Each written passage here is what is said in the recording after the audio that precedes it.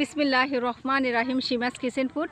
আমি আজকে আপনাদের কাছে কোনো রেসিপি নিয়ে আসছি আমি আমাদের বাগানে আমরা এই যে বেগুন বাগান করছিলাম। বেগুনে দেখেন প্রচুর পরিমাণ আমাদের গাছে অনেক বেগুন ধরছে।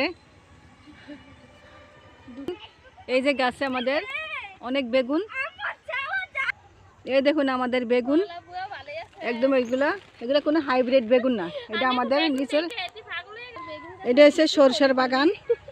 এই যে সরষা খেত, এগুলো সরষা মানে ছোট ছোট সরষা আর কি, এখনো গাছ পুরোপুরি বড় হয় না। এই দেখেন, এই যে আমাদের সরষে দেখুন কত বড়। এগুলো আমাদের ভুট্টা খেত, এগুলো দেখুন, এই যে ভুট্টা। এটা হচ্ছে আমাদের জ্বালা ক্ষেত, এটা ধান। এই ধান, এই যে জ্বালা বের হয়েছে, জ্বালা তুইলা কিন্তু এদিকে তো আর কি লাগানো হবে আর কি। দেখেন কত সুন্দর। একদিকে আবার তাও মিষ্টি কুমড়া গাছ। এই যে এটা হলো যে কচি মূলা গাছ।